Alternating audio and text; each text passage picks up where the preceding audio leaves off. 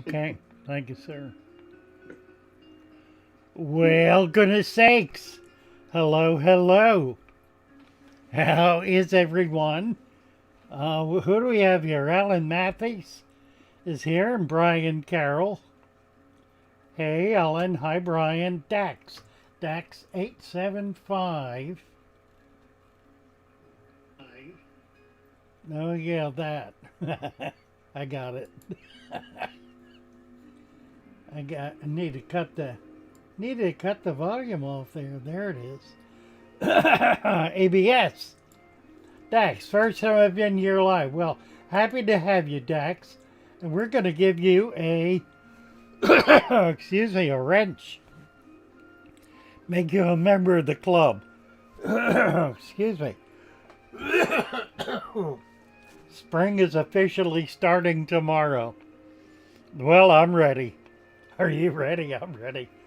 Andrew Fenna is here. New to the channel, love it. Might be a stupid question. When doing water changes, does new water need dechlorinating prior to be added to the tank? It depends on. Also, the cardinal tetras need a CO2. Cardinal tetras never need a CO2. Absolutely never, under any circumstances, the cardinal tetras need a CO2. No, no, no. You got that backwards. The plants need CO2, not the fish. But if you have a deep substrate, you already have more than an adequate supply of CO2 being manufactured in that substrate. So, no, don't think about CO2. If you got a deep substrate, you're doing great. You're in good shape. As to dechlorinating water, excuse me, dechlorinating water. If you have chloramine, and you need to know if you do, if you have chloramine, that is to say, if you have municipal water that puts ammonia in the water, the treated water, with chlorine. That's what chloramine is. Chloramine is ammonia and chlorine. It forms a compound called chloramine. Now, chloramine is not in a gaseous state. It is in a liquid state. And as such, it does not dissipate into the environment and out of the water. It stays in the water. It can stay in the water, in a glass of water sitting on a counter for up to a week or more. So you must remove the chloramine. It is a toxin. It is put in the water in order to be a toxin. That means it is a deadly poison in higher than the ostensibly minuscule amounts that are used by the water treatment plant. I personally do not trust water treatment plants because they are, what word do I want to use? They employ people. I'm not talking about chemists and biologists. I'm talking about their labor force that has no genuine sensitivity, as a rule, to the use of toxic chemicals in the public water supply. I have personally witnessed dumping vast quantities of toxins into the water without measurement and without consideration. So, having said that, if you have chloramine in your water, you must remove the chloramine before using it in your fish tank. It is also a good idea to remove it before watering your plants, or for that matter, before using it as for cooking purposes. As a personal aside, I would recommend that you never drink water containing chloramine. It is not likely to be in a high enough concentration for it to be toxic, but it is nevertheless toxic. As such, you're getting water in which everything that otherwise would be alive is dead. Now, you may not want to be drinking water that has live material in it. Frankly, I'm not sure I am either. The difficulty is in ingesting those chemicals which will work on the bioload in your gut and are not necessarily beneficial. If your water contains chloramine, what is referred to as free chloramine, and you simply spray the water, if you're running it through a hose with an adjustment, spray the water into the tank, the chlorine will be released instantly and will not enter the tank at all. So if you have chlorine, you do not need to treat it, so long as you spray it in the water rather than simply stick the hose down in the water and fill the tank. If you have very heavy aeration and you do not put more than 10% at a time in the tank, you will not need to treat it. If you are filling the tank for the first time with water containing chlorine, not chloramine, but chlorine, simply turn your air pump on, run an air stone or a sponge filter or even a water pump for 15 minutes to half an hour, and the chlorine will have dissipated out of the tank. Enough of that. Andrew Fenna. Welcome, Andrew. Did I give you a wrench? No, I didn't. There we go. Creatively Maritime from Quebec. Hello, Creatively Maritime. Nice to have you with us. Jordan, yes, I'm doing well. Thank you so much, Jordan. I've got a brand new suite of doctors who are putting me through tests I never even imagined existed. The next one is, I'm going to do a sleep apnea. That's not a big deal, I guess, but may help me sleep better. I'm doing a thrombosis on my legs to determine what the blood flow is, so that'll be interesting. I've got phlegm. Hello from Spain. Greetings, GW. Welcome. And welcome to Horizon Broadband. Mermaid's Chorus is here. Anthony Udovic loves banana bread. As do we all, Anthony. Lurking listing. Mermaid's Chorus is making banana bread. Ho, ho, ho. Well, I don't know how you can get it to me. And you retracted a message. Who did that? You retracted your own message. Looking after myself. No, I don't look.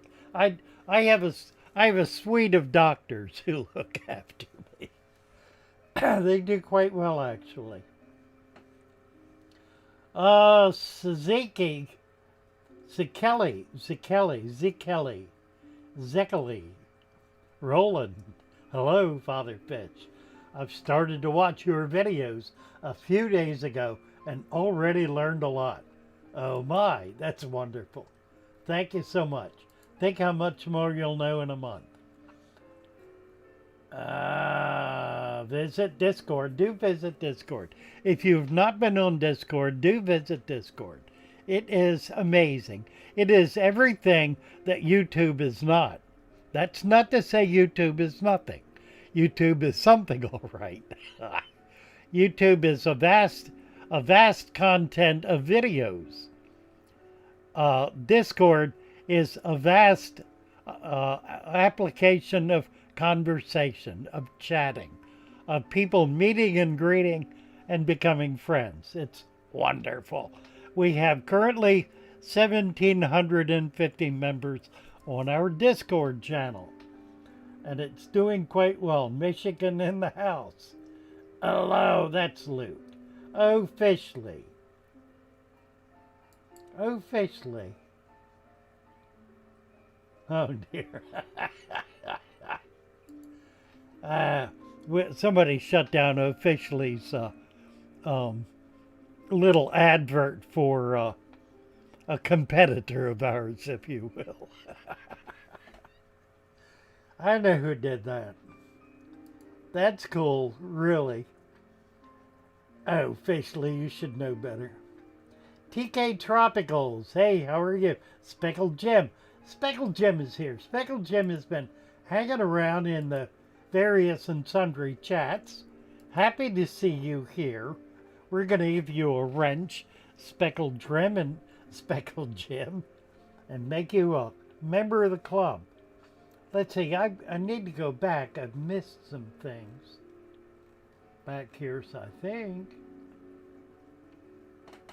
Maybe not. How is that? My top chat. Oh, I guess I haven't gotten down to them. That's what it is. I'm looking at two different chats, and one is ahead of the other. All right, let me back up a bit. Hello, officially. EIRE. Hiya, my Uncle Fish. I took your invite and joined Discord. Much appreciated. Wishing you good health and luck from Ireland. Nice to be with you, Erie. TK Tropicals. Hey, TK. Good to see you. 3G, I'm sorry. 3G. Hello, hello. Dax. We are honored you're honored. And honored to have you with us, Dax. ABS. Hello, hello. Ryan Oakes. Hello, Ryan. All right, moving right along here. Andrew Fenna. Hello, Andrew. And Christopher NYC is a member in good standing. Nice to have you with us, Christopher, and thank you for your support. Let me get my mic closer here. Mermaid's Chorus. We did your banana bread. We already did a number on banana bread. Okay. All right. Officially.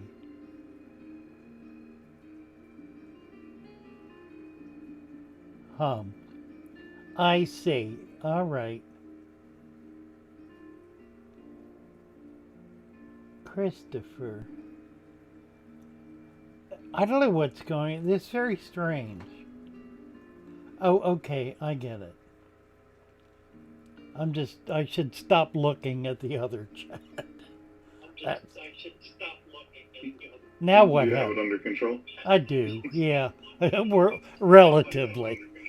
I keep moving my eyes from one place to another is the problem.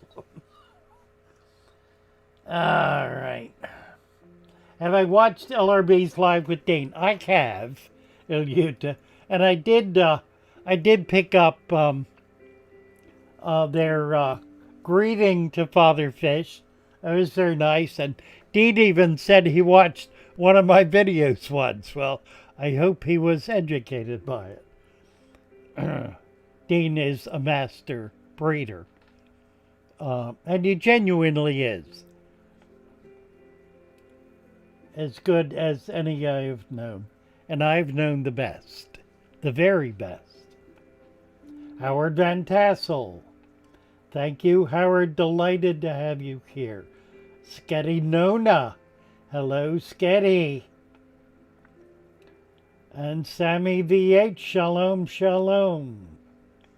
Jeff Kane, Boots. Is Boots here? Oh, there's Boots. Boots Cats, Boots Cats. That's not Moon Boots. That's somebody else. That's Cat in the Hat.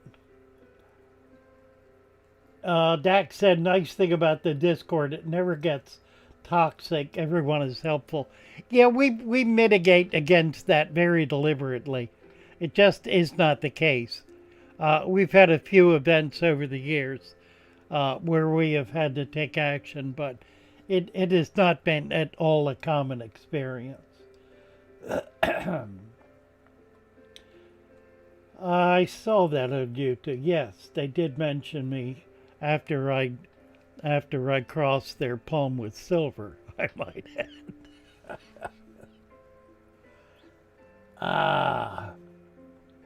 Officially, TDS, general and not necessary. GH and KH test. Talking about testing. I don't know who he's relating to. Who mentioned testing? I don't know. Oh, Anthony.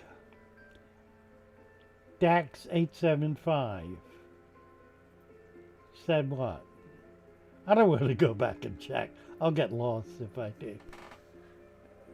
Gavin King. Hello, Gavin. Give you a wrench. There's some discussion as to whether we should be giving wrenches out like they're candy. My philosophy is if everybody is a moderator, then no moderator is going to get away with anything. And it pretty well works out that way. The life of a moderator making a disparaging or otherwise inappropriate comment is about a quarter of a second. It just doesn't last. Officially. Nice to see you, officially. Nice to have you here. Mark Raymond. Hello, hello. Mark, and thank you for your support, Mark. Mark is green because he is a member of the team. Appreciate it, Mark. You get to be a member of the team by paying a fee for membership on the YouTube channel. It's called Join. You'll see a little button up there. It says Join. You can also go over to Patreon and join on Patreon. Frankly, we make a little more on Patreon than we do on YouTube. But either is fine. And both are wonderful. So we appreciate you, Mark, and each of the others who have chosen to join and be supportive of our efforts here at FatherFish. As to those efforts, I point you most recently to the most recent video. Can we pop it up, Luke? Henry and Matilda. Pardon? Can we play it? Is that what you're asking? I don't know. I don't think I want to play all of it. We can play a minute of it. Is that doable? I think it'd be pretty hard to do because we're not set up to do it. Okay. So, but do check it out. I guess we can post the link. We certainly can do that. Let's post the link for it. Henry and Matilda set up a FatherFish tank. If you haven't watched it, you will, I promise you, love it and want more. And we want to do more. My goal with this is to get it to 2,500 views. 5,000 views. We're at about 2,300 right now after the first day. So we need to get it to 5,000 views. At the rate at which it's going to take a week to get it there. So I'd like a little help here, guys. If you can share the video with any other platform you're on, and that will bring new people in to see the video who would otherwise not notice it. Also, mention it please as you're visiting other YouTubers that you had fun with it, that you enjoyed it, or that you thought it was ridiculous or whatever. it's something that I think everyone will enjoy, and we need to find ways to just get it in front of more folks. So whatever you can do to help us, please, along those lines, please do so. Howard Van Tassel worries about nitrates and pH only. Nitrates and pH only. I have good news for you, Howard. You can stop worrying about nitrates because they cannot be a problem. Regardless of the level they achieve, they cannot be a problem. If they get to the point where they're up over 200, algae will besiege them and bring them right back down again. Below that is not a problem. Above that really is not a problem. Nitrates are not the problem. Nitrites are a problem, but they are simply a problem of inadequate biology in the tank to provide for the nitrification that's required to deal with the bioload, all these fancy words. Bioload meaning food. Too much food is what creates nitrites. Nitrates, if they climb, are doing so because there are inadequate plants in the tank. Add more plants and you will control the nitrates. If you have ammonia, it's the same problem as nitrite. Inadequate bacterial growth based on the tank being immature or more food than it can handle. Stop feeding your fish. Let's say we have a food video coming out this week, and I'm going to follow it up with one or two more because there needs to be more conversation about food, how to feed, when to feed. People are always asking me, how much do I feed my fish? Now, there's an impossible question to answer, but I get asked it often enough that I'm going to answer it. I'm going to give you a detailed response to how much should I feed my fish. It's got to do with everything.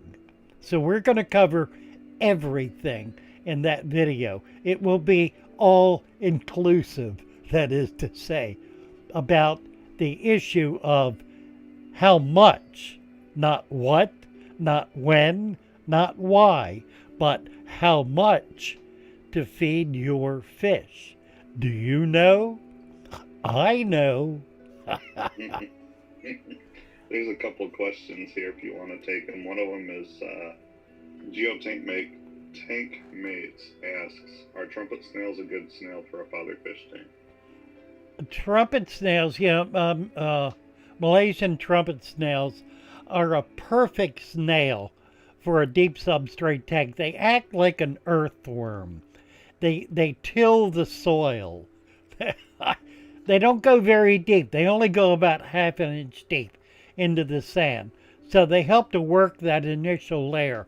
They are one of the chompers, one of the critters that break up the waste into tinier bits for the microscopic life to be able to attack it. So yes, if you have an explosion of Malaysian trumpet snails, it's an excellent sign that you're overfeeding, and the trumpet snails, far from being a problem, are keeping you from destroying the tank. So give them a break. So Roland says, could you tell us some things, please, about mosses? I would like to put some in my tank, in my upcoming new tank. Yeah, mosses. Roland's talking about mosses. Well, it says mosses or Moses, and either way, I have yeah, no mosses. Yeah, Roland, nice to see you. I was thinking about you just the other day, Roland. You haven't been around in a while. Are you still? Roland lives in the Himalayas. I want you to know.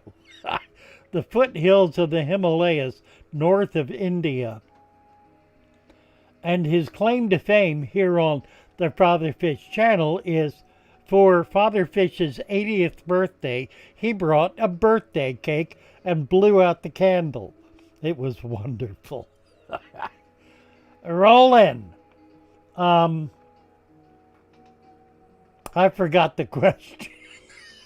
Talked myself right out of it. He said that he's putting together a new aquarium and he wonders about moss. Oh, Because he mosses. hasn't found Right, any right, good right. information online. Yeah. You probably have some extraordinary mosses growing where you live.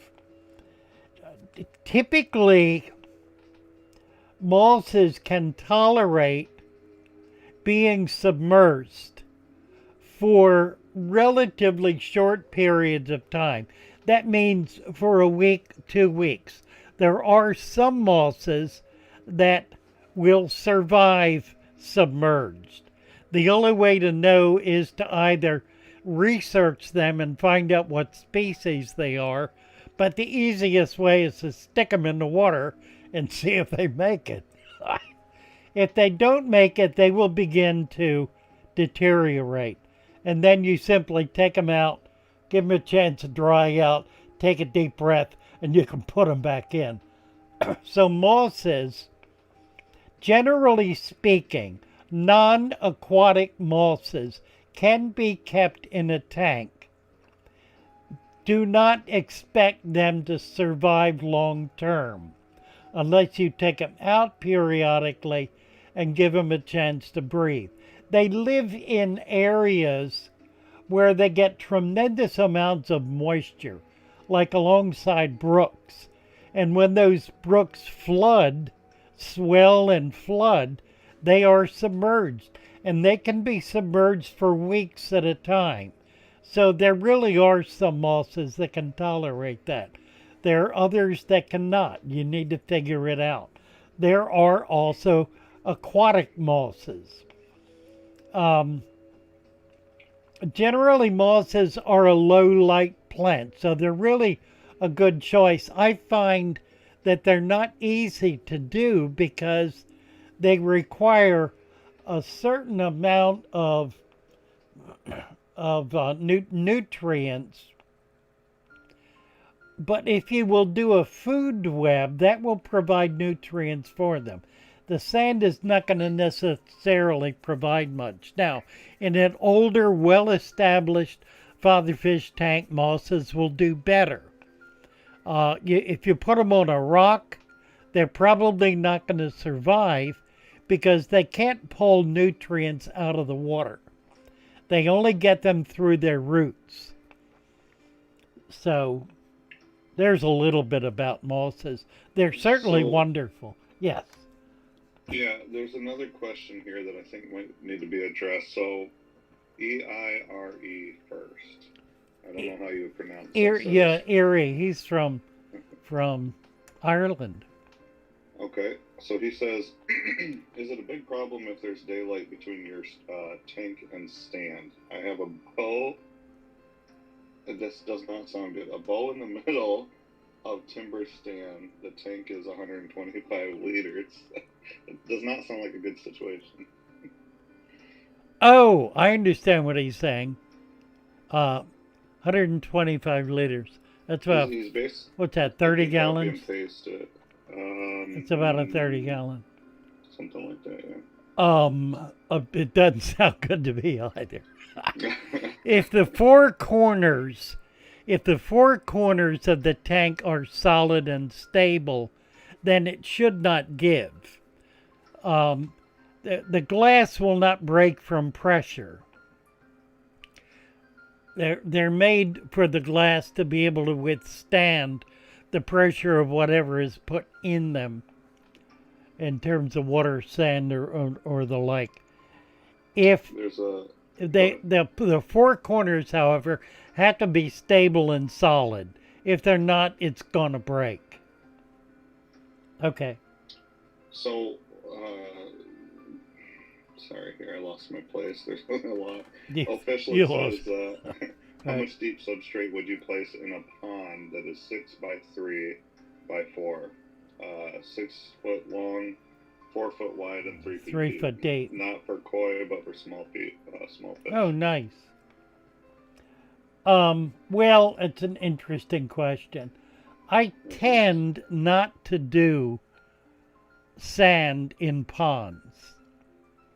And if you're going to do small fish, that with a caveat, and I'll get to it in a second.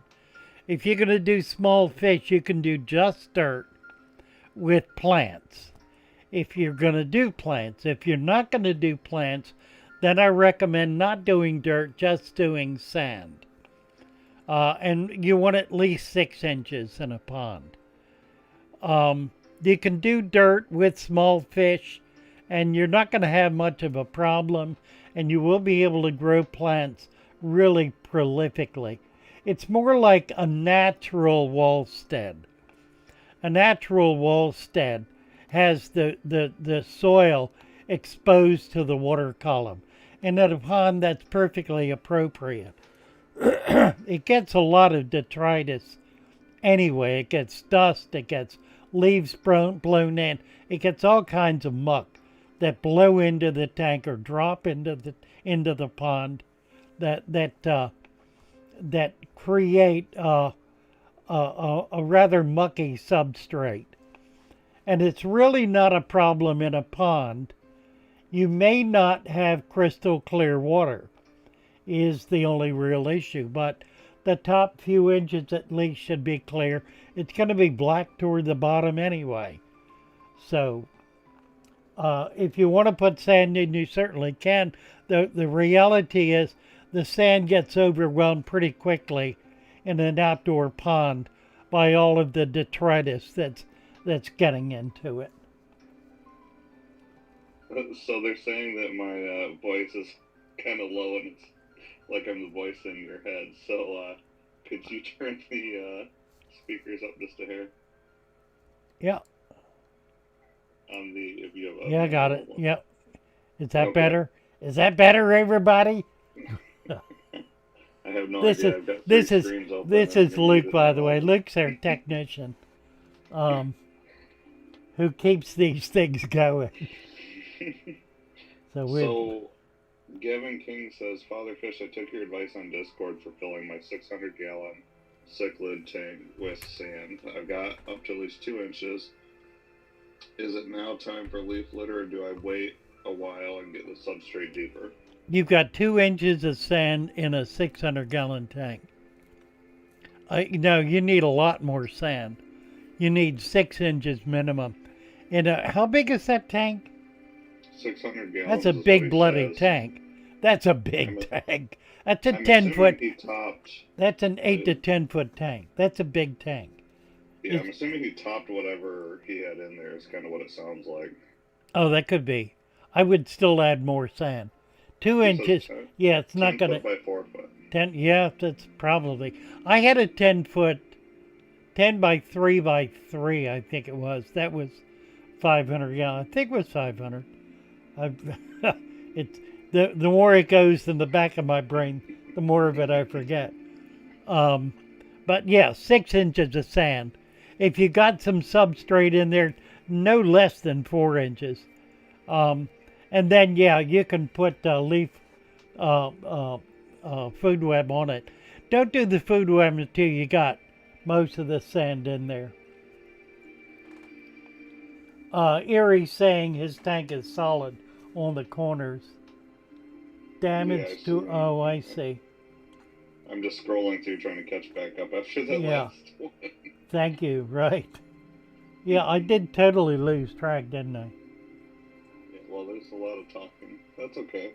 It's good Can comet goldfish have fish mates? Melanie. Shame on you, Melanie. What are you talking about? Can comet goldfish have fish mates? Can they live with other fish? Is, I assume, what you're asking. Yeah, they certainly can. I would tend to want to keep them with fish their size. For no particularly good reason, because they're certainly not aggressive. But if you keep them with gouramis, for example, the gourami, and they are, well, a comet's one thing, that's fine. anything with a veil tail is going to get chewed up. But yeah, I would say yes, that's fine. Just do it. You'll be happy. They'll be happy. Everybody will be happy. It'll work out. Jury Alley, what about the TDS? Does someone use it? Oh, they're on that conversation about testing. That's a new person, but I mean it's good to bring up and address. I mean the question I have for you is, would you say that you never test, or would you say you only test under extreme circumstances?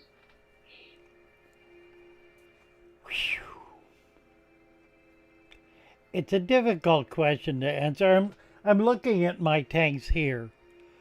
I do not believe that I have tested.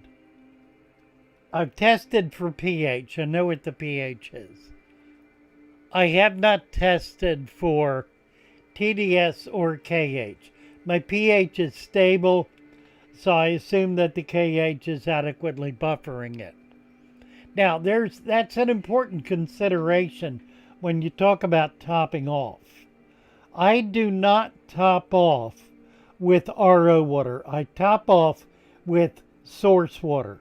This is a well. I'm on a well. I use well water. I top off with well water. And the reason I do it, really two basic reasons. One is to maintain the level of total dissolved solids, because plants are pulling them out of the water. And number two is to maintain the buffer that maintains the pH, because that can get burned off. So if you're replacing, it's not the same as the Dead Sea, you see. It's also not the same as salt water. And that's an important consideration. Fresh water is not the same as salt water. Unless you got a tank that's a minimum of 10,000 years old. If your tank is 10,000 years old and you've been topping off all along, you're in serious trouble. Then again, you're seriously blessed. And in fact, if you really are that old, we need to be worshiping you. So, only God gets to be that old. All right. So Silver Creek said that he basically assumes off the chart GH and KH keeps the buffer good. Yeah, if you're not having trouble with your water. Now, okay, here's the thing. If Kaler's Aquatics, 1999, the best information available on the YouTube platform. FatherFish is a rare gift in our hobby. Always happy to support, and on to your learning from him. Thanks, Lou. Kaler, you are amazing. Kaler Aquatics, by all means, go to Kaler's channel and subscribe to Kaler. Kaler has been a supporter of this channel from day one. He has been a friend, a compatriot, a quiet one typically.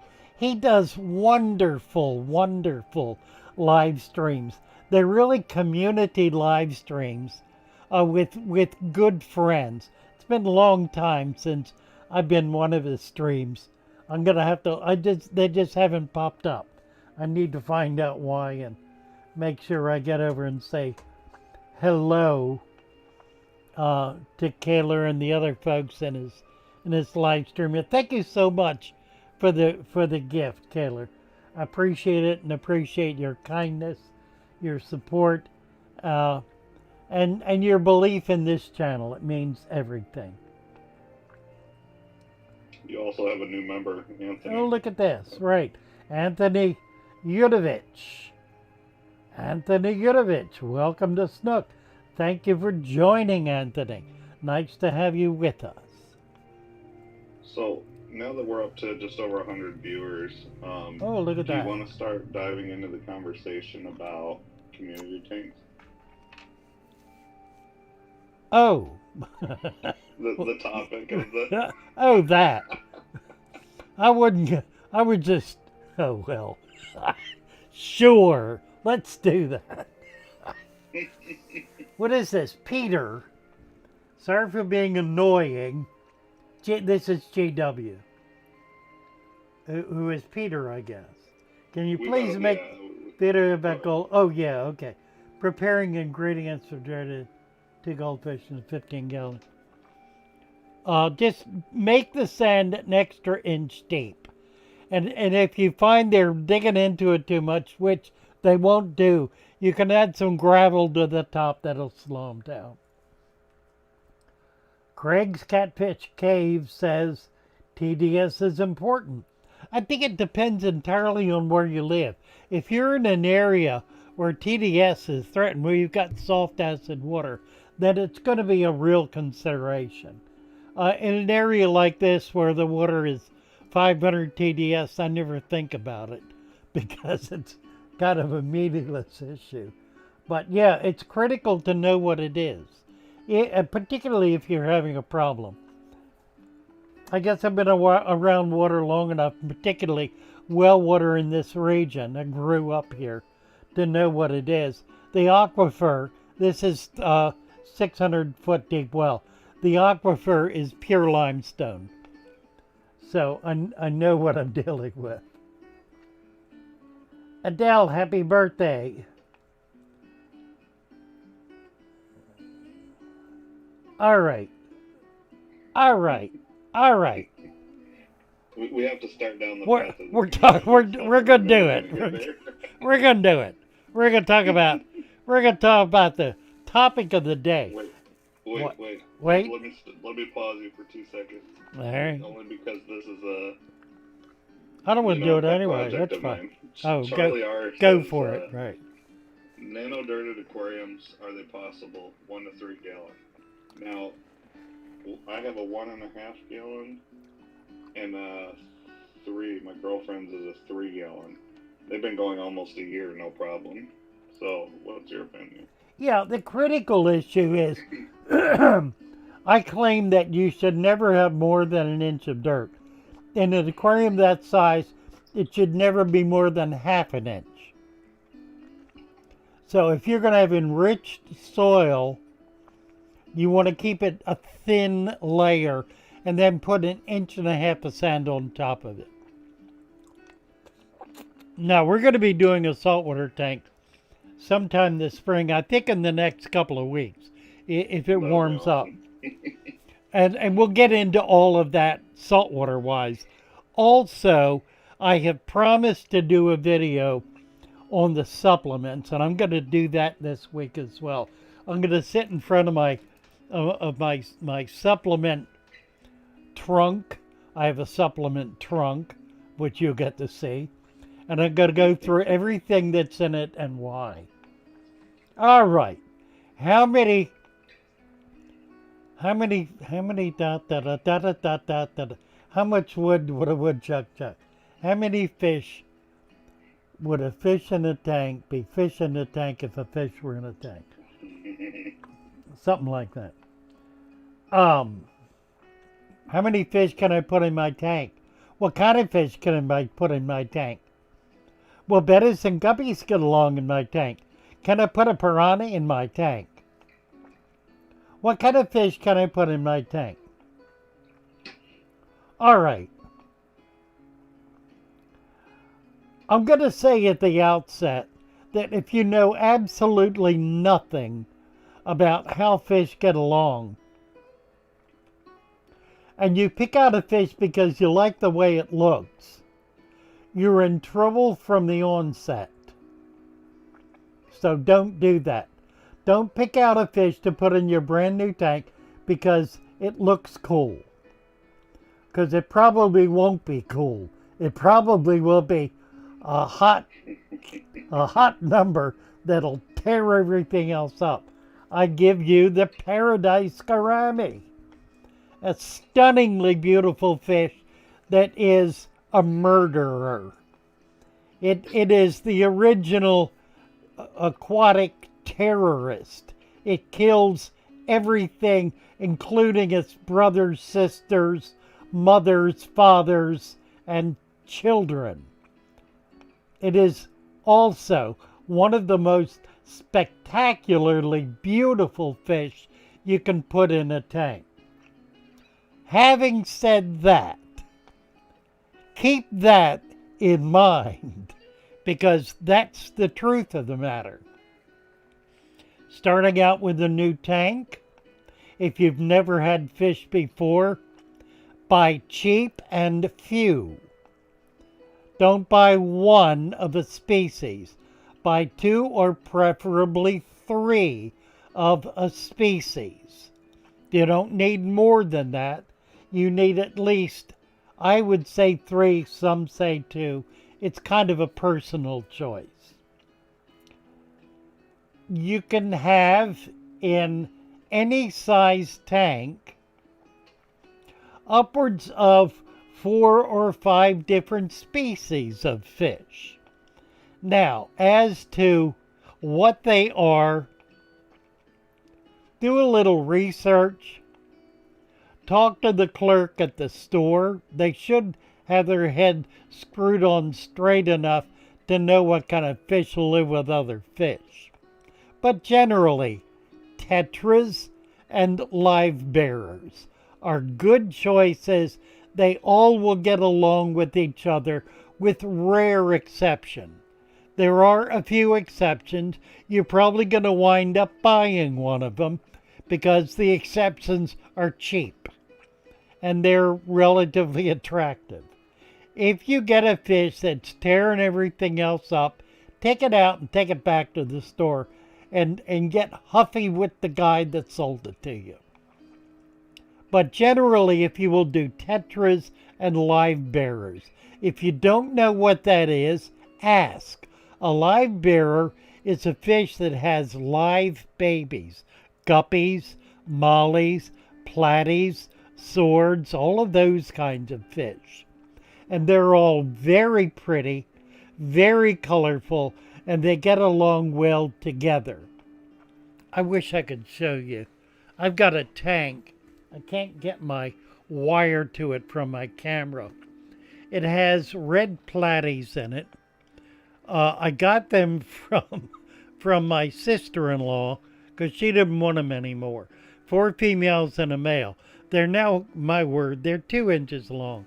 And all 4 of the females have now had babies. There are upwards of 200 babies in that tank, at least 3 generations size-wise. And nobody's eaten anybody.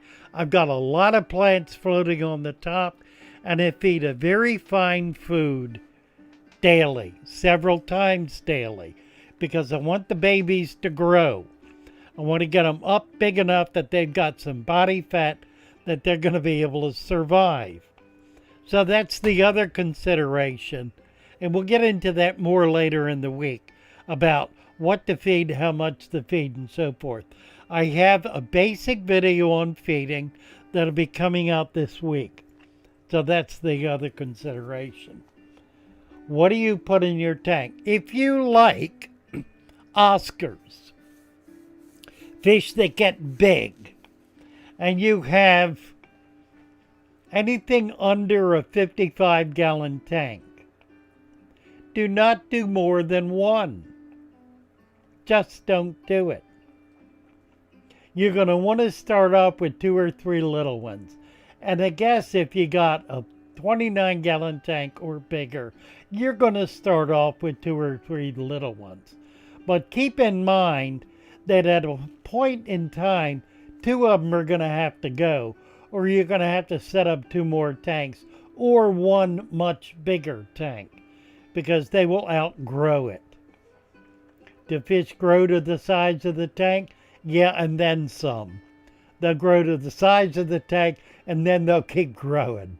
So they're not limited by the size of the tank. They're limited by the amount of food they get, and by the conditions of the water, not the size of the tank, but the condition of the water. If it's healthy water and they got adequate food, they're going to grow. That doesn't mean that they're being overfed. They simply grow because it's natural and normal to do so. You can feed sparingly and the fish will grow. The more sparingly you feed, clearly, the less it will grow. And I recommend that for fish that become very large at a certain point in time. That point in time is probably the point at which you buy them, because by then they're big enough to have adequate body stores, body fat stores, to be able to survive for days and weeks with no food at all. So you don't need to feed heavily if the fish is a couple of inches long. Lee Wilcox, hello, hello. Nice to see you. Always love your cat videos. Lee Wilcox is the only person I know who has spawned pygmy frogs in his community tank. Boggles the brain. But he really did. And he did not see the baby until it was fully legged. He didn't see it as a pup, as a tadpole. Nice to see you, Lee. Talking about adding stuff on the website, I have added food for baby fish. It's 3 different types. You get a very fine, less than a micron powder. You get decapsulated brine shrimp egg, which is about 5 microns, a little bigger. And you get a 5 micron pellet, which is a very tiny pellet, adequate for any baby, any baby live bearer. We talked about live bearers. Let me talk about tetras. Tetras are not live bearers, they're egg layers. In point of fact, they are egg scatterers. Some of their eggs stick to things, others don't. Some are adhesive, some are not. Unless you make special arrangements, you are not going to spawn tetras. Now, if you have a very deep live food web, a deep food web in your,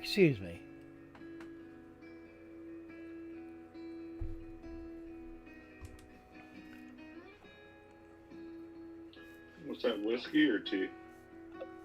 I'll never tell.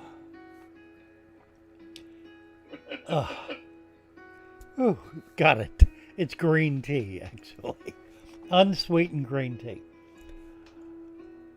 If you have whatever it was I was just talking about, right, food web, and it's deep, an inch or so deep, it is possible for eggs to get down in there to hatch and for the babies to be able to thrive in that media and never come up out of it until they're big enough to survive. That can happen and does occasionally happen. It's unusual, but it happens, so it is possible. Tetras are small by and large. There are some that get quite large, but for the most part they're an inch or smaller. So they're nice small fish. Like the live bearers, they're relatively small. You can keep all of these in a 10-gallon tank. How many do you put in? It depends how many plants are in the tank. I have a 29-gallon tank in back of me that has right now over 200 fish in it. Now, granted, most of that 200 are less than 1/4 of an inch long. So that sort of doesn't count. But I intend to leave them in there until they're nearly an inch long. The tank is thick with plants, and that's critical because that's what creates the balance. The balance for nutrients, the balance for dealing with the waste in the tank, the balance for oxygenation, for everything. The more plants you have in a tank, the more fish you can keep in a tank naturally without having to do anything else particularly. Okay, what's next? Big fish. We did big fish. African cichlids. Let's do African cichlids. You want to get African cichlids because they're really cool, and they're really cool. They're also really murderous. If you start with a dozen African cichlids, and they're really cool, and they're all about an inch long, and you put them in a 55-gallon tank full of rocks that they can hide down in, you can put plants in with them, lots of plants, because they'll only nibble a little on them. They won't destroy your plants. You can do a deep substrate, but you want at least 3 to 4 inches of sand, because they're gonna tend to want to create these little concave, what do you call them, little holes in the sand where they nest. They don't lay their eggs in them. They simply use them as a way to be able to capture the eggs when they're laid. And they don't do it all the time. Anyway, you feed these fish normally, they grow very quickly. They get in a month to 2 months, they'll double their size.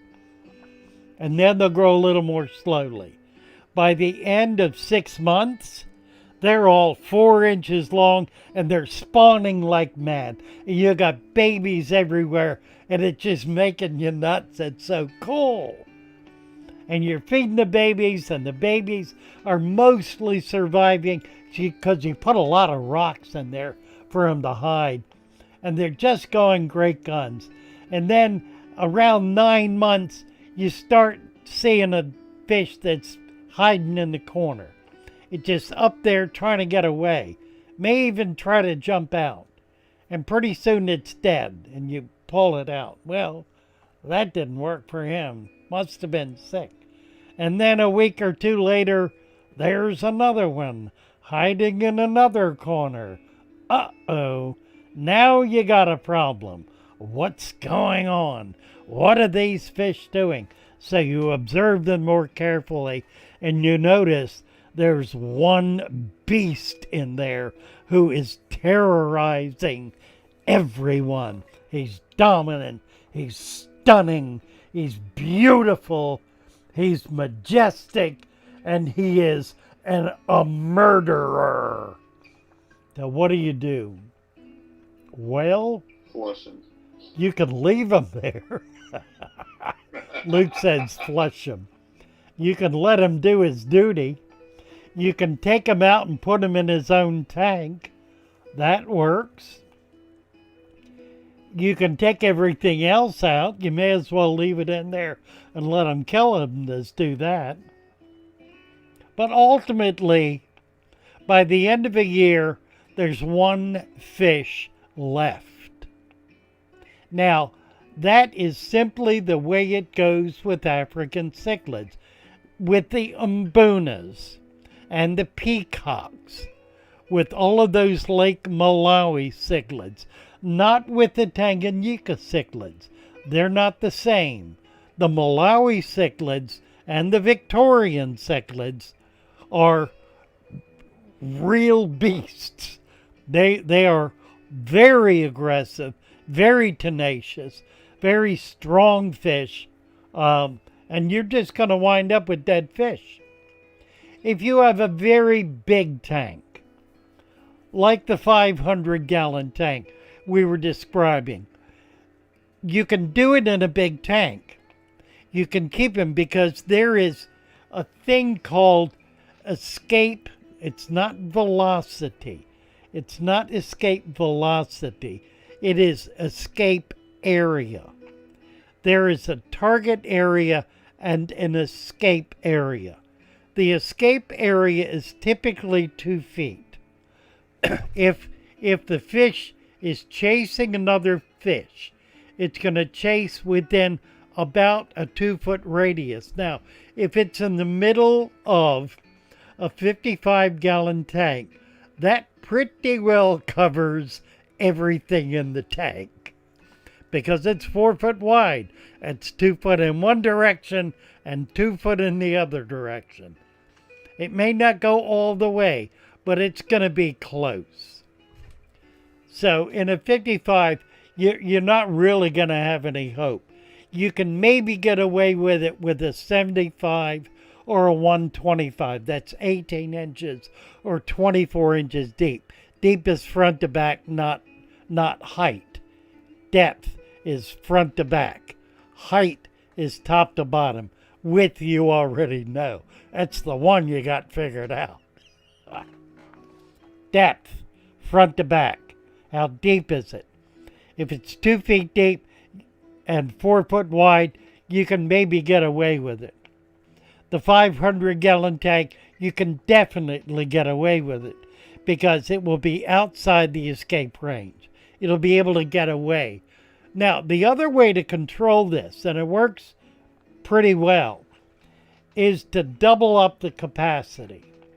Don't have a dozen fish in that 55-gallon. Have 25. It will be an utter madhouse and nothing will get done.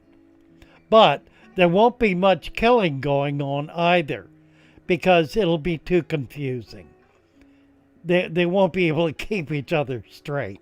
And it actually works pretty well. There are other considerations, only one of which is they are a very intensive oxygen burner. They use tremendous volumes of oxygen.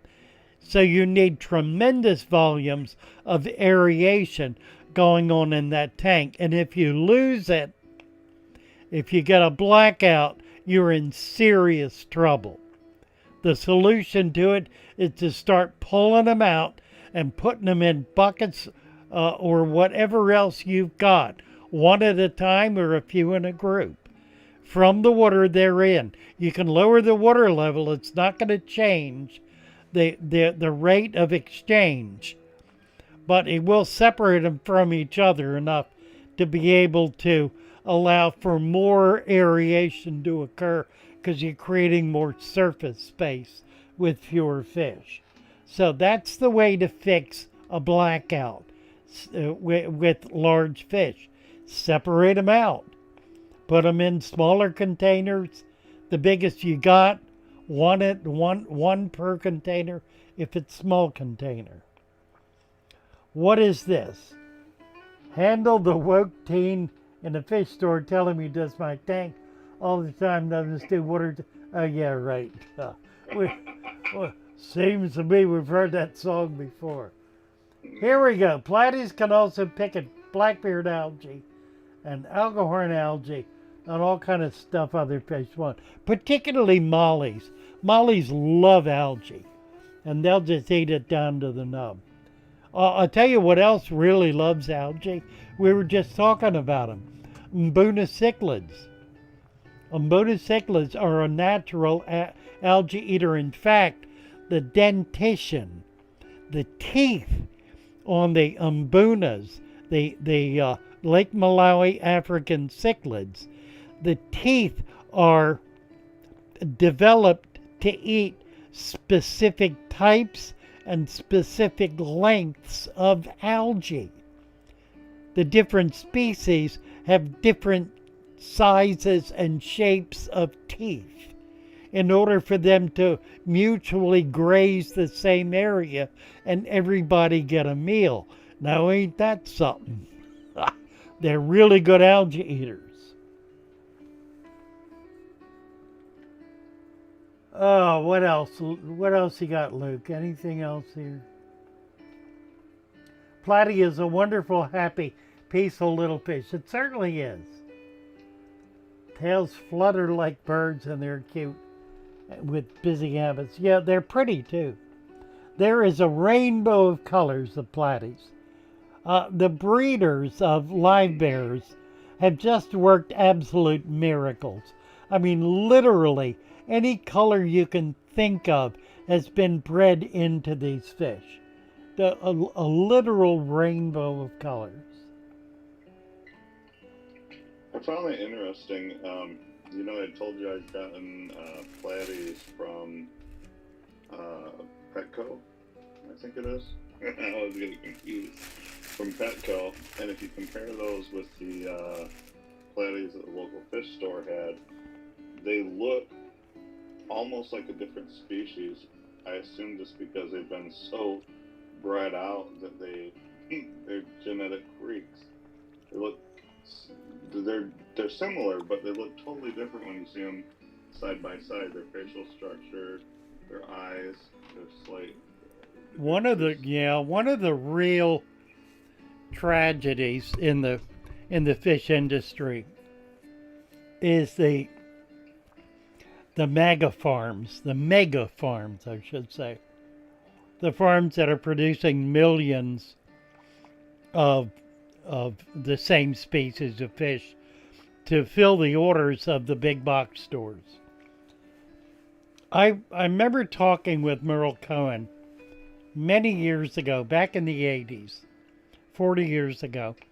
Merle was president of Aquarium Products and was one of the first people to bring any number of things into the hobby. Plastic bags, for example. He was the first person to ship fish in styrofoam and plastic bags. He figured that out all by himself. But any number of things. He invented Quick Cure, which I detest, but at the time it was the best we had. He made the comment back in the 80s that the big box stores are the death of the hobby. And of course there are obvious reasons, but they're such as the fact that they can offer dry good products at a much cheaper rate than any mom and pop store can, because they buy in volume and they buy directly from the manufacturer, or they get a better price from the jobber, the wholesaler. But the other less obvious is what's happened to the big farms. Now there are only a few big farms left in Florida. Most of them now are in the Far East. They're in Thailand, Indonesia, the Philippines, Sri Lanka, where else? Vietnam, more and more Vietnam, Cambodia. Is that why the eyes look different on my fish? Exactly, right. That's it. And they're being produced now. Initially, they were small farms, small farm operations, and the small farm would produce fish, take them to a jobber, sell them for a nickel or a dime or a penny a piece, and they'd be on their way. And they were typically good quality fish because they were grown out in a fairly small environment. And then China, Czechoslovakia, Poland, and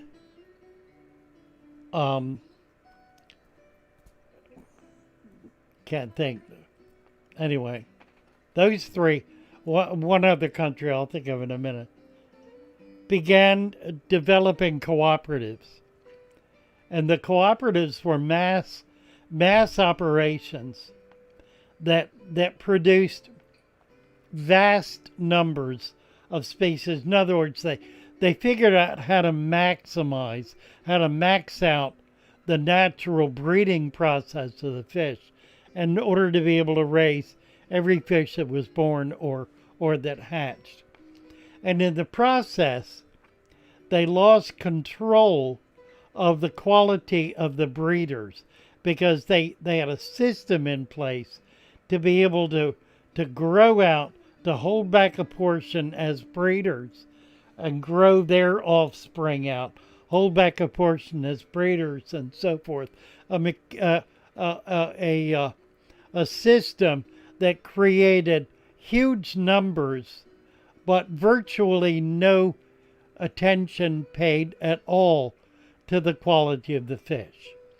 As a result, the price for those fish dropped precipitously. The price for those fish today is comparable in real dollars to what it cost 50 years ago. And by comparable, I mean if the fish was 10 cents then, it's about 50 cents now. And we're talking about wholesale price, not retail. As a result, the big box stores can buy these junk fish, trash fish, and throw them in their tanks and sell them quickly. And if they get sick, so much the better. Because that means they can sell a sick fish. It'll create chaos in somebody's tank. They'll come back all upset and be convinced they did something wrong and sell them a bunch of chemicals and a bunch more fish so they can go home and do it all over again. It is vile. It is vile. It is, and vile is a 4-letter word that spells evil. As far as I'm concerned, that's what it is. It's evil. It is a lack of any consideration at all for the health of the animals, for the well-being of the fish keeper and their peace of mind, for anything to do with anything other than pure profit. And if pure profit is your only consideration, you may consider yourself a capitalist, but not an ethical one. And I'm certainly not opposed to capitalism, but I am opposed to immoral capitalism. Capitalism in the name of taking advantage of whoever and whatever you can to get over on them and produce something that's cheaper and poorer quality in order to be able to put somebody with a better quality product out of business. So, here's the long and the short of that. We need to learn, as each of us here are learning, how to tell the difference between a healthy fish and a sick fish, or an unhealthy fish, or a fish that's not as well bred. Luke raised the very issue, and it's one you need to be sensitive to and you need to be alert to. If you can tell the difference between a fish that's in a local fish store that came from a local breeder and a fish that's in a big box store, and it's obvious to you that the one in the big box store is not nearly as nice as the one in that local shop, then you've made it. You have succeeded in figuring out how to beat the system, because the system wants you to fail. It is built on your failure. The local fish store is not. They are built on your success and on helping you achieve success in this hobby. And if you don't believe me, watch Henry and Matilda. That's what it's all about. It seems like, I'll tell you, every platy that I got, with the exception of one from Petco, had some sort of issue within a few weeks. And every fish that I've gotten from the local fish store has been fine. Yeah, right. So, well, next time you're there, ask them where they get them. Ask them where they get them. Yeah. 9 times out of 10, that local fish store is dealing with local people as much as possible and getting as many of their fish as they can from local breeders, because they're going to get better quality. They'll get better quality fish. Now, there are times you can't do that, but if it's possible. I never bought, when I had my shop, I never bought an angel from a wholesaler. I don't think I ever bought one. Might have gotten some wild imports. Other than that, all of my angelfish came from local breeders. And in point of fact, from one local breeder who I respected and admired, Chuck Heidelberg. Chuck is a member of the Venice Club has been raising angelfish for Lord knows how many years. He's a retired biologist with the state. He knows everything about all of the fish in the Peace River. That's where he was stationed. And he caught and evaluated those fish year after year after year. Learned a lot from Chuck. Still talk to him. Roland asked a question. He says, my yo-yo loach is searching after food all day long. Is that normal? I think he's disturbing the substrate too much, and he's starting to have some black-bearded algae. One doesn't have anything to do with the other, right? Well, it could if he's releasing nutrients. Put another half inch to an inch of sand in there. Just add more sand to it. Yeah, that's totally normal behavior. You're not going to change the behavior. A lot of fish like that, like the loaches, are just on the move all the time. They're all the time looking for food. They're not always finding it, and that's kind of the reason they're looking for it all the time. They expend huge amounts of effort to find something that appears to be next to nothing. So it's like when we go to work every day. Yeah, right. I do that.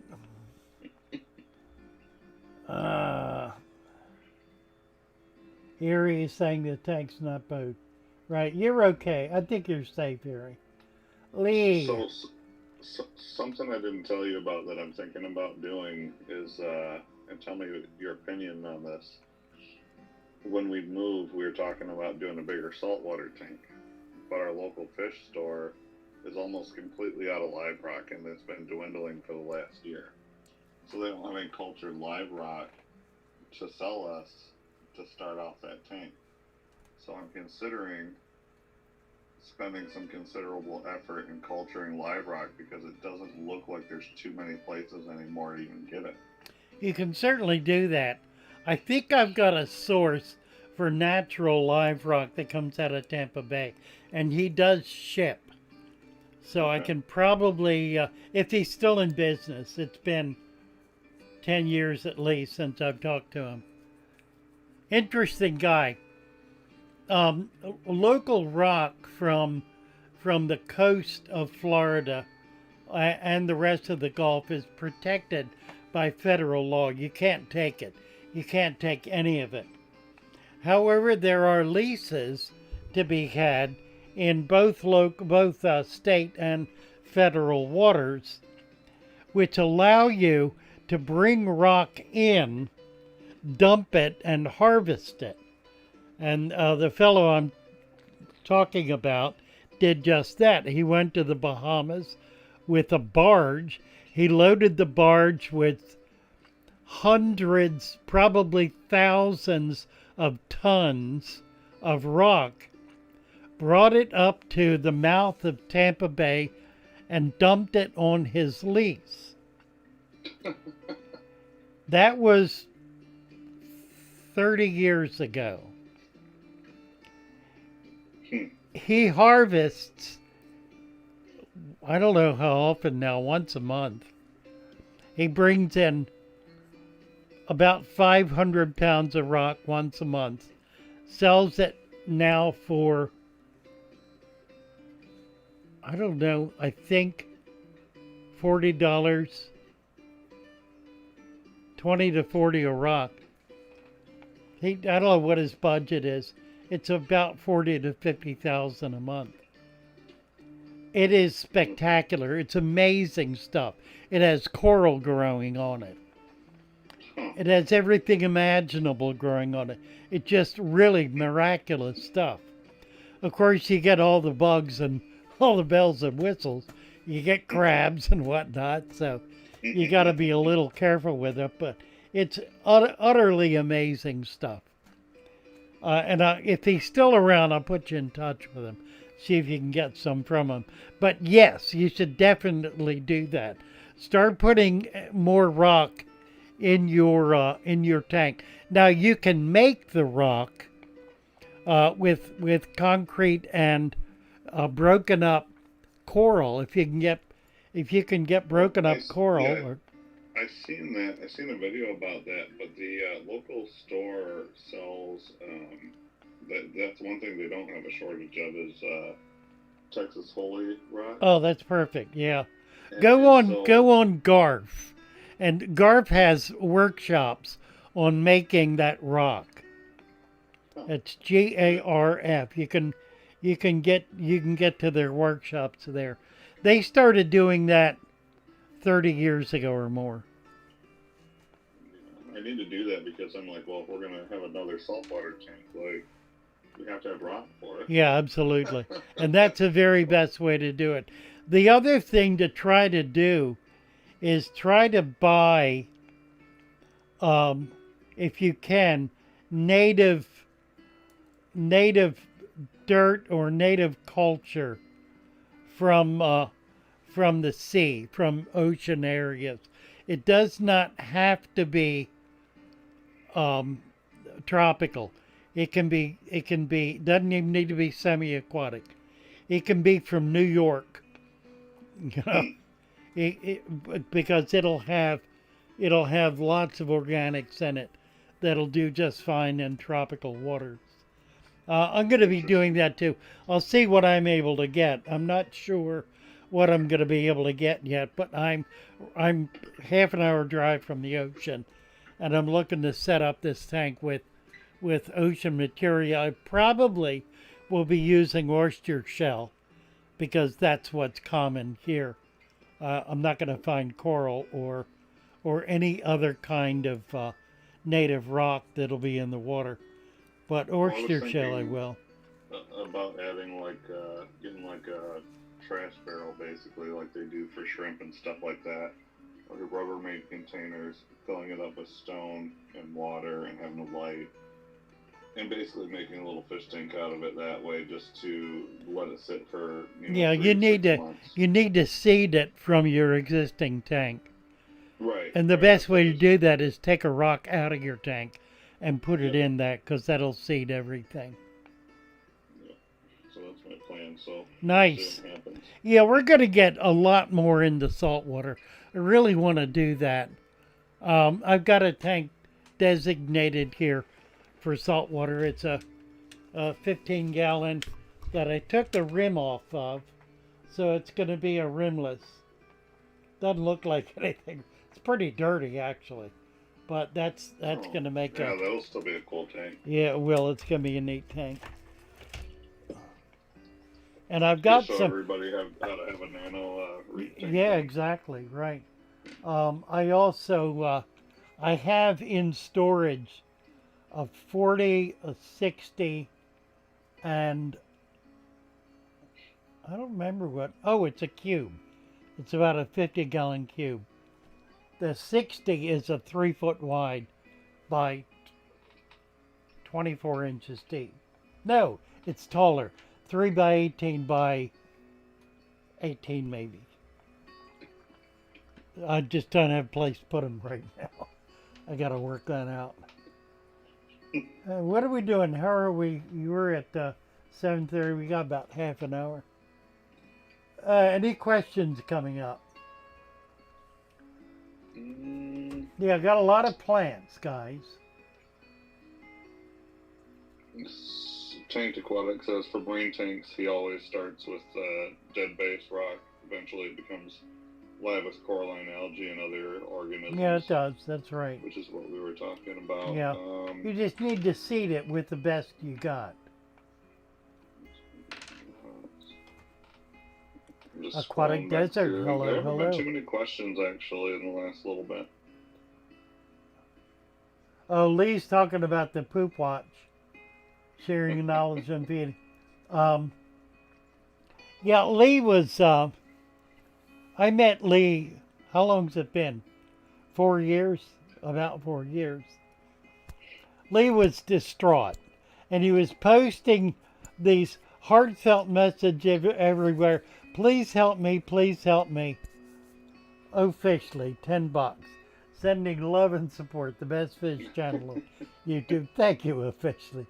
You are a dear. I appreciate you so much. Um, anyway, Lee was losing, what was her name? His goldfish. What was her name, Lee? I can't remember. Anyway, I finally replied, and we tried to get help, and it was too late. We just made the fish comfortable. But then the next thing was, he said, I've got this dirted tank I created, and I can't keep it clean. So we put an inch of sand, might have been 2, on top of the dirt, and it was gold. It solved all problems. And from there on, the first thing Lee said was, I'm really angry with you, FatherFish, because I used to go into my tank every day and clean it and fix it because it was such a mess. And now I don't get to do that anymore. So I suggested to him that he become not amused, that too well maybe, but amuse and meditate on his wonderful fish tank, which he did. And learn to do things like the next rule was stop feeding your fish. And he did. He stopped feeding his fish for That's the hardest one. I think 6 months. And he had what we referred to as a poop patrol, where he would observe the fish carefully to make sure they were pooping, and they were. And as a result, he never lost a fish. Well, that's what I do. Even though I know better, especially towards the beginning when you told me to stop feeding and stop worrying about it, I'm like, well, if they're pooping, they got to be eating something, so they're fine. Right, that's right. Kim the Budget Slayer. Thank you, Kim, for your $9.99 gift. Do appreciate it so much. And thank you guys for your donations. It means more than you know. You know, I have reached a point with this channel where I am now trying to support people who are making heroic contributions to the channel and to the work of the channel. I mean, people are putting 20 and 30 and more hours in a week working on this, and I'm trying to find ways to support them. It's difficult, but it's happening. So your donation and getting the views up, which means sharing, you can help with that more than you know by sharing every video you can, not just 1 or 2. Share all of them and share them across the board with other platforms that you're on. That will bring these videos in front of people who would never otherwise see them. Of those, a few percentage points, maybe 5%, will actually take the time to view them. When you're dealing in large numbers, even a small percentage is a big number. So whatever you can do is going to help. Yeah, and donations are awesome, but even at that, the website with the plants and the other products on there, it's a win-win. You get them, for a better price than the fish store, but it helps support the channel as well. So. Absolutely. And we have tremendous deals. I have worked out an arrangement with the local plant farmer. It's one that only provides plants to high-end stores and users like metropolitan aquariums. They work for the high-end guys, so they produce very high-end quality products. They are selling me, it's now up to 8 different species of plant, bunch plants, a week, which allows me to sell a package of 16 plants, 8 different species. And I'm going to have to go up on the price of these, Luke. I was checking it, and they've gone up, and it's just getting tight. I'm going to have to go up $10 on it to $59.99. Yeah, for the plant bundle. It's 75 plants. Actually, it's more than that. It's 80 plants. You get 5 plants per bunch. You get 16 bunches. That's 80 plants for $59.99 plus $15 shipping.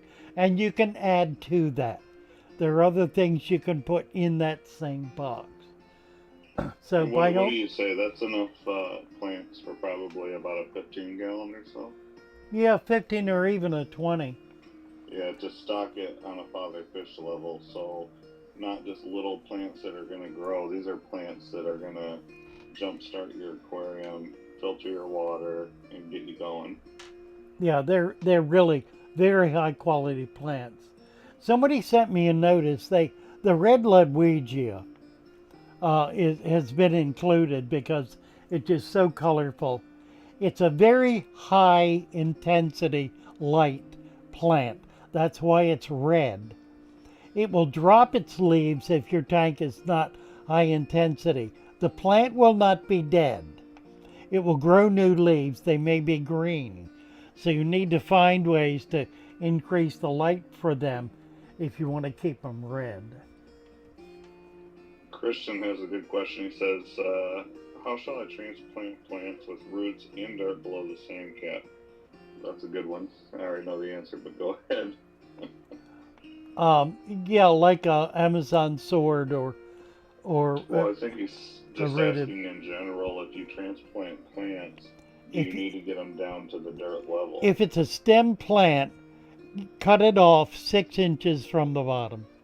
Give it a chance to continue growing and cut off the top basically, and then you can replant that. You cannot do that with a plant that has a single root, that has a root ball, or that has what is the word I'm looking for? Well, I think my take on it was, he was saying, like, when you plant your plants in there, do you need to get them down in the soil, or can you just get the roots into the sand? Oh, you think that's what he was saying? I thought that's what he meant. Transplant plants roots in dirt below the sand cap. How shall I transplant plants with roots in dirt below the sand cap? Yeah, I think you're saying like. Oh yeah, you're probably right. Don't. You don't do that. Because if you will, in a new tank, that dirt's going to burn up the roots. In an old tank, you can go, but you don't need to. Because in an old tank, that sand's already got nutrients in it. Here's the thing. You plant the plant an inch into the sand. You leave the other inch for the plant to send its roots through to get to the nutrients, and it won't go all the way. It'll find nutrients half an inch away just by going down a little bit. Let the root find the nutrient. You don't need to do that for it. It's smarter than you are in finding nutrients.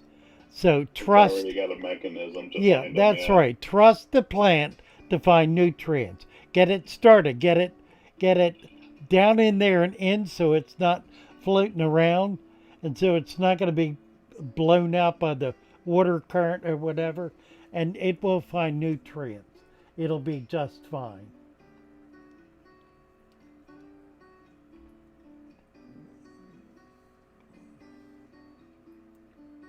Bunch of stuff about mating. Found the perfect Christian says, how about digging up the roots already in the dirt? Okay, right. That's what I thought he was asking about. Okay. Yeah, you just want to do it gently. If you'll tug, just tug a little bit, short tugs. Now, I'll tell you what that does. The short tugs break the cilia loose from the roots. And here's the thing.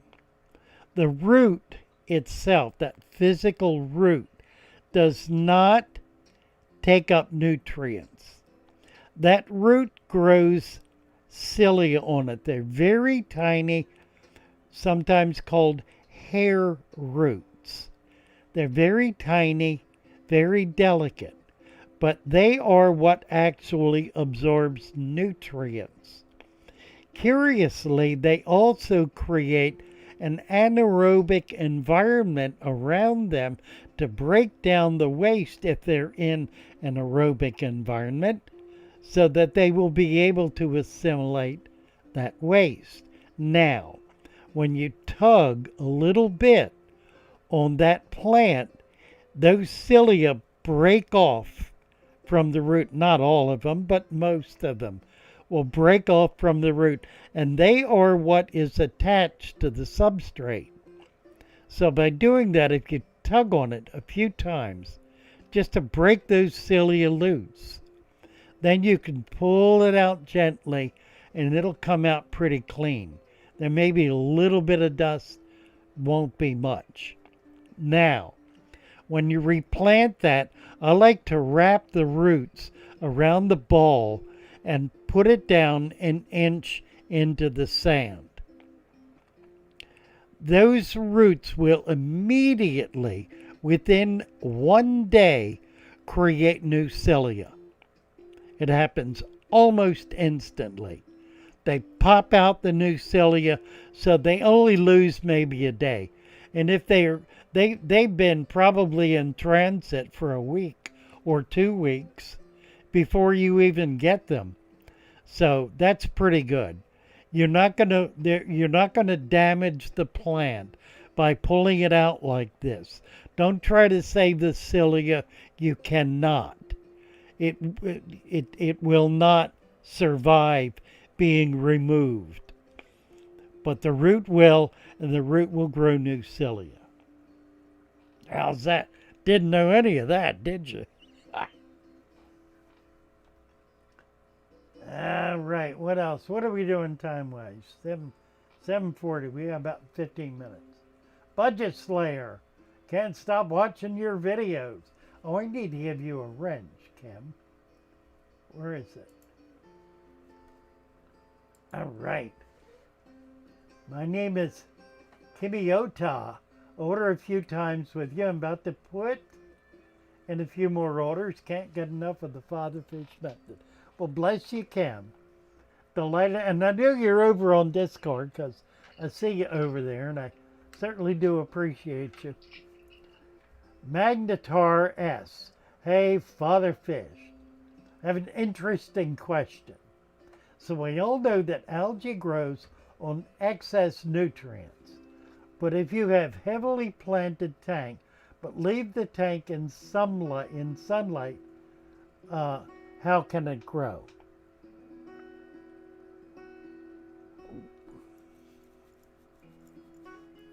The sunlight provides two things. Provides more light than any amount of plants in a given volume of water can use. If there are excess nutrients in the water, then the combination of those nutrients and the sunlight will spur on the growth of additional algae. In other words, think of it this way. Green growing things have a hierarchy. The higher they are in the hierarchy, the more nutrients and light they use. The lower they are, the more they have to scrounge around to get available nutrients and available light. If there are more nutrients and more light than the volume of plants, higher order plants can handle, then algae will begin growing.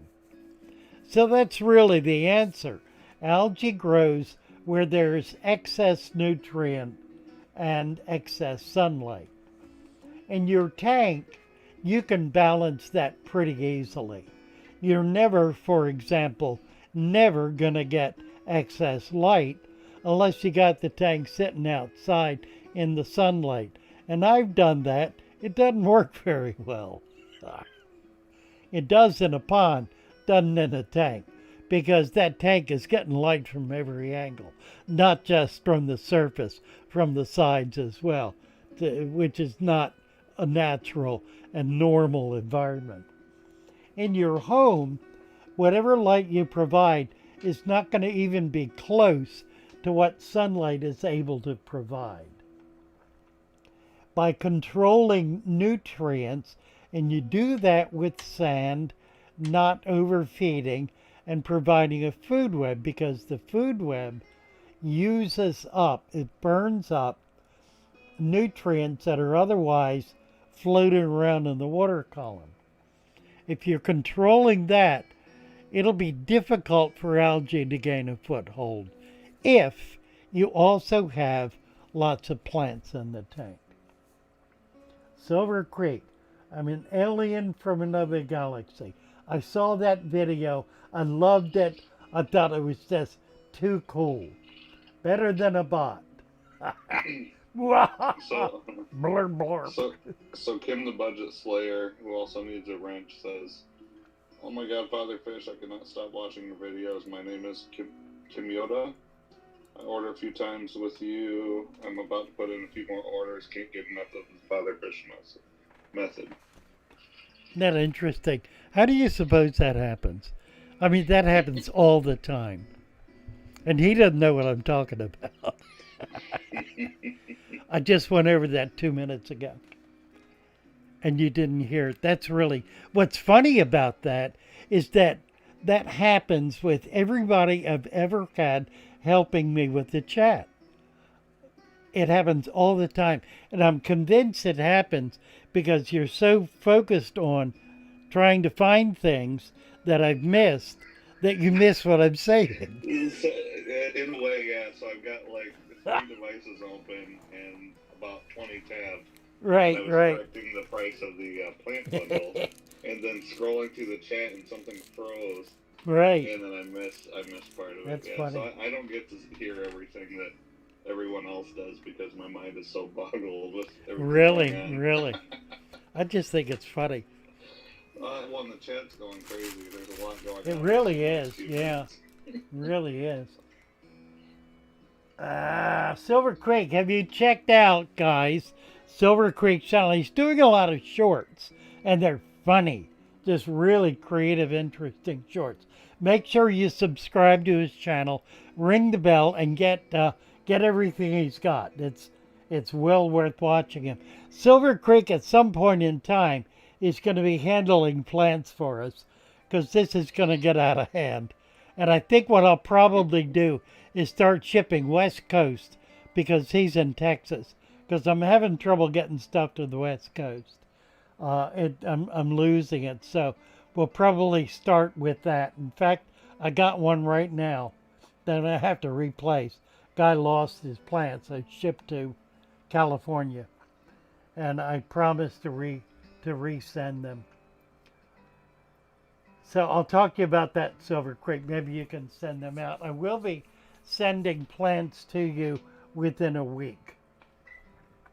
So you're going to have access to the same. Now, he's going to be growing out plants. So you're going to be getting freshly grown plants. Not that you're not, because you are. But you'll be getting plants grown out in Texas. If you live propagated by Silver Creek. Yeah, if you live west of the Mississippi, say. I think that might be the way to do it. All right. How are we doing here?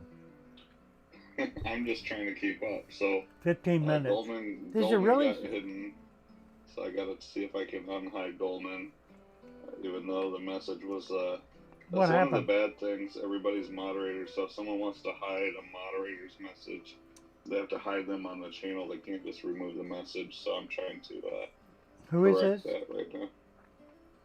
It doesn't show up in yours. I don't know. I'll fix it. That's odd. I don't know why it only shows up on the internals of YouTube. Grenwood. What's Grenwood saying? Can't find anyone washing dirt in gardening community. I know. They haven't got the message. They just haven't. You know, Corey hadn't been able to break into the gardening. I don't think he's trying. I think he's not making any effort at all. We need to teach them how to wash their dirt so they can have clean dirt.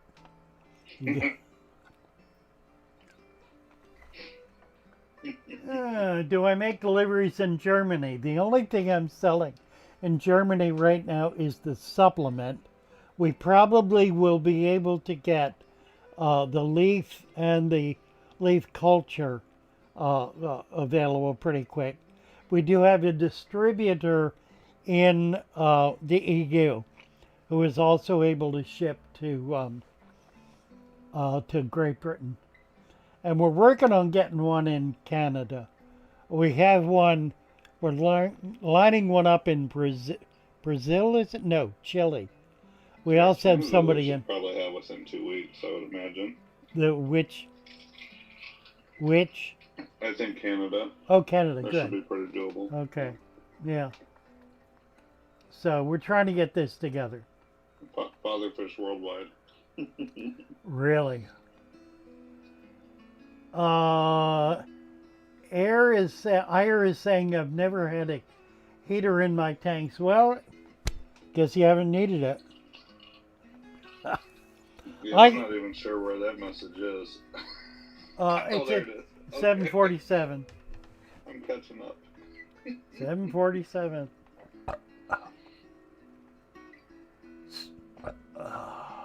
So another one, BitOG says, before I found your channel, I recently started an Oceanic 30 cube that I found. Used Carib Sea product for substrate.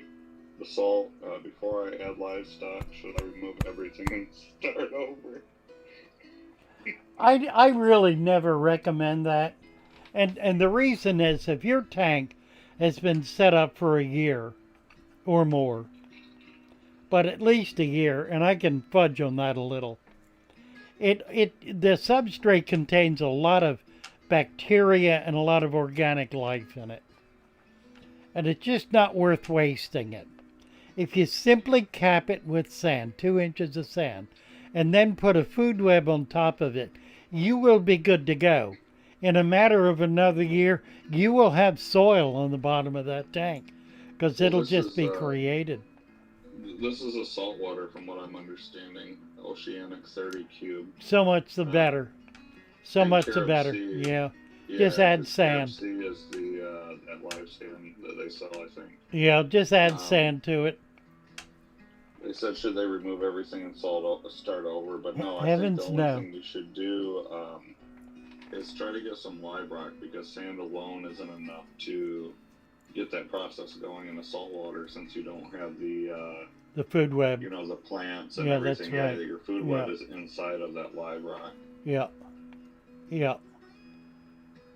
Have I thanked Reza Gorgi for their $10 super chat? I don't think I have. Thank you, Reza. Reza Gorgi. Super chatted $10. Thank you so much. DJ Guppy Aquarium. Hot in Miami. I know. I was DJing a party. FatherFish rules. Far out. Oh, that's awesome. There's a little island off the coast of Washington State that has some fish keepers on it. And they have FatherFish parties. They do. Yeah, they pass out brochures on the island encouraging people to follow FatherFish. They have FatherFish parties. I think they're considering starting a FatherFish club. Oh, yeah. Isn't that fun? John Doe says, can you explain the definition of a food web real quick? I think they're just trying to get a quick idea of what you mean by that. First of all, you need to subscribe and watch the videos. Right. Lots of videos. Get over on Discord. You'll find out real quick. A food web basically is the microscopic life that exists in every body of water, fresh or salt, anywhere on Earth. It's the very bugs and biological life that so much of the industry tries to prevent, much to its discredit, because it is the foundation of life. Some primary research has been going on now for under 10 years, 5 years or so, studying the effect of trees, specifically of leaves, limbs, branches, bark, seed buds, pods, and all of that on freshwater environments. And they have determined that what those trees drop into the freshwater environments is the foundation of life in those systems. It's not peripheral, it's not partial, it's not a little bit, it's not occasional, it is absolute fundamental necessity for the very existence of life in freshwater environments. So, placing that material in your aquarium, this is what the resurrection jar is all about. It's to help you bring home a handful of muck and put it in a jar and sit it on a windowsill. Matilda learned, you can too. Henry even learned by following FatherFish's advice, and it becomes the basis of rich living environment in your aquarium. So there's the short answer. Watch Jordan the video. Asked this question earlier and it got skipped over. They're asking, what's your favorite all-time fish? It's a common question. Favorite all-time fish? I still think in all our conversations, the Mandarin Goby is the one you seem most partial to. You know, it's probably true, actually. But only the green. Only the green. I don't like the spotted. The green Mandarin. I think the green Mandarin Goby is surreal. It is a fantasy. It is a fantasy fish. In its coloration, in its behavior, in just everything about it. Do you know that the Mandarin Goby has a slime coat that exceeds the slime coat of every other fish? And if you take it out of the tank, it will exude so much slime that you won't be able to handle it. It just, it is it's an amazing animal. And they're tiny. They're saltwater. Too as a saltwater fish, right? So what's your favorite freshwater fish, though? Well, my freshwater fish varies. It depends on what I'm able to keep. Right now, I can't keep abba. Not because I can't get them, or arapema, because I can get them, but I don't have a place to keep them. You need a minimum 500-gallon tank for something that size. They're fish that grow very big. Small fish, you know, you go through phases. We all do. There was a point where piranha were my absolute favorite. And I was raising them to the point where I donated the first school of piranha to the National Aquarium. That was that was almost 50 years ago. 45 years ago. Today, my favorite fish. I don't think I have one. You know, I am content to raise what I can. And I'm frankly more interested now in multi-generations and getting a fish going that I can keep going through multiple generations. Raise the young, have the young spawn raise their young, and just move that process forward. That has kind of taken over my interest in the hobby. And I think it goes to the whole thing we're talking about, to the food web, to the permanent aquarium, to being able to maintain balance and so forth. And having fish survive multiple generations is, I think, very much a part of that. So that's kind of where I'm at. Roland asks, he says, FatherFish, I have a good question. You have that big tank set up for 22 years. Do you not worry about the silicone getting old and the aquarium getting destroyed? A lot No. of people say that you have to replace your silicone every 5 to 7 years, which I find pretty ridiculous. Well, only if you... What's the scenario that would happen? If you put it out in the sunlight for a year, that silicone will burn up. So that's dry. You don't want it wet. You want it dry. Put the dry tank out in the sunlight for a year, and it'll ruin it. You'll have to redo it. If you move the tank around a lot, you're going to shift it, twist it, warp it. That'll break the seal. So long as that tank is stable, not moved around to any degree. I've moved this tank 3 times in 10 years. And I've done it carefully. I've never taken the substrate out of it. So I've moved it gingerly without any kind of twisting or warping. The seals in it, I can see them. You can look at the seals in a silicone tank. You can see the seal bead, and you can see the seal between the plates of glass. In each of these tanks, the seal is absolutely perfect. Now there is some wear on the edge of the bead, but it's not into the entire bead. It's maybe a third of the way into it. A taller tank could have more problems along those lines because there's more pressure, more side pressure.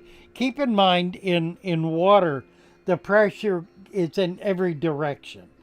The deeper it is, the pressure is down to each side and even up. The pressure is in every direction, and so there is outward pressure. So when you look at those seams and you're looking for, you're inspecting them every once in a while, you can see where the glass, the edge of the glass meets the other piece. Right. What are you looking for there if you think that your tank is You're looking for air bubbles, right. Air bubbles or little lines that are bubbles that are working into it. Micro bubbles basically along the seam, right? Yeah, that usually is a sign that it's giving way. In a short tank like this, it's simply never going to happen. In a tank that's 18 inches tall, you've got a different level of pressure there, and it could be a problem. I also am constantly aware of leaks. If there were a leak in this tank, I'd know it pretty quickly. And that would mean what I would do if I had a leak. First of all, in this tank, I would realize I'm in serious trouble because I already have micro clogging agents. I already have very, very fine dirt in there that tends to plug up micro leaks. Henry Hall taught me that. If he had a leak in his tank, the first thing he would do is take a handful of clay and press it into where the leak was. Now, the clay didn't stop the leak, but the clay would get into the leak and plug it up. But in these tanks, I've got clay level material, so it would mean that that's no longer working, which would mean that the leak has already been stopped and is more serious. And that could mean tearing the tank down. So Nolan Garrow asked a question that I've never asked you about, but it's been on my mind in watching some of the other people on YouTube and how they set up aquariums. And the question is, what about half the tank in deep substrate sloping forward? So basically sloping your substrate so that you can have a certain look on the edge or on the side edge or something along those lines. Yeah, it's complicated because if you do that, your sand needs to be level. So you're holding it in place. You can you're do it. still in a situation where all of your but I think they're talking both layers. So you're saying if you slope it, then all the fish waste and whatnot is going to roll down to the edge, which isn't going to be what you want, Well, basically. that'll happen certainly. There are two simple fixes for this. One is to put tape around the bottom of the tank so you can't see it. If it bothers you to look at it, hide it. It's not going to hurt anything, and you won't pay attention to it. It'll be something to ignore. The second thing you can do is run a small object like a pencil or the handle of a net up against the glass down to the bottom right along, and what that will do is that will allow the clear sand to fall into that little hole you're making, and it will hide all of the dark. You won't see it anymore. It'll be perfectly clean. You do it slowly and carefully, and you'll see how well it works. Now with this tank, that ain't gonna work because there's nothing clear. There's no white sand on the top. But if you have white sand on the top, you can do that, and it'll get the white sand all the way to the bottom, a quarter of an inch into the tank. You won't ever see the dark dirt behind it. So I guess I'm not sure what they were referencing, but I was referencing more of having a sloped aquascape so that you can have a certain look, not just hiding like the dirt from the front of the aquarium. Yeah, the only way to do it effectively is to terrace it, and you can terrace it. You can do it with baffles. A baffle is a cut piece of plastic or other somewhat flexible material, but rigid, that you can put down to hold everything from coming forward. You put that if you will look at green, what's it called? The green machine. The green machine setting up some of his big tanks with mountains. He uses baffles in that, and they work brilliantly. They hold the dirt back or the sand back from being able to come forward, and you brace them in with the sand in front of it. And you can even cover that, and it'll stay pretty well in place because it'll be being held up by the baffle below it. So you terrace with baffles in order to be able to do that. And that actually works pretty well. It's a bother and it's a bit difficult to do, but it does work. What do you think about the what is it? I'm going to butcher it. Polidarium, where they do the water and then it goes into an actual, above water. You know what I'm talking about? No. Am I saying it wrong? No, polidarium, yeah. But I'm not sure what you're describing. So it's like a fish tank where, an aquarium where you set up, half of it is, below water and you have your environment set up and the other half is above water so you don't fill it up all the way, and then you have it where it slopes up and it has, rocks or little... Yeah, that's done with baffles. You have to baffle the water so that everything doesn't slide into it. Also a vivarium. So what do you think about those kind of setups? I think they're really cool. Yeah, there's not a problem with them. In fact, you can do a lot more terrestrial plants like ferns and stuff in the top part, and have a little pumping water up so you have a waterfall or a mist or some kind of I've got one here I need to set up. I just haven't gotten around to doing it. I've collected moss and ferns for it. That'd be so cool. Yeah, yeah, I thought it'd be cool. They're really neat. Yeah. Like that. What kind of fish would you recommend for something like that? Yeah, they're very tiny stuff. Endlers are good. They're colorful and small. They don't get any size to them. Any of the little micro fish the tiny tetras, any of that stuff works. Yeah. You can even do The frogs. tetras, little tetras, or whatever. Yeah, you can do small frogs in them too. What about shrimp? I think I've seen one Yep. somebody made that Yep. had shrimp in. Yep. Absolutely. Yeah. So you do the same setup. You do a FatherFish deep substrate, and then you fill it maybe. Well, like you don't no, you don't need to.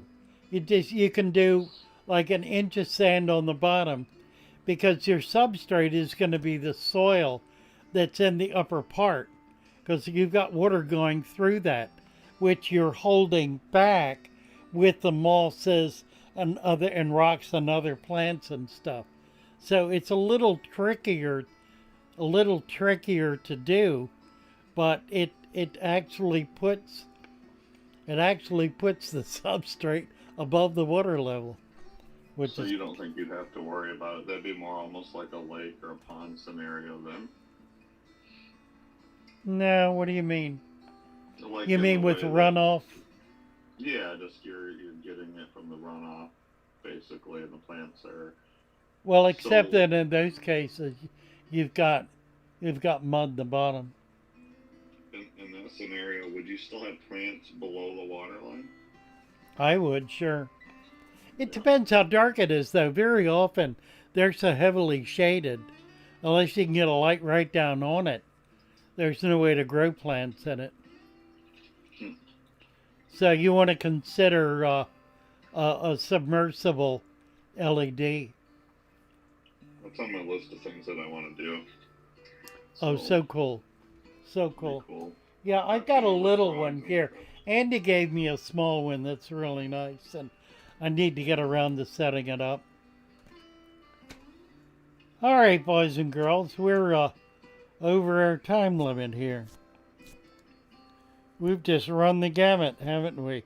Did we talk about how many fish to have in your tank? Kind of. Community tank. It came up, I guess. So what's the short of it if you want a community tank? What's Punt. the general rule of thumb there? General rule.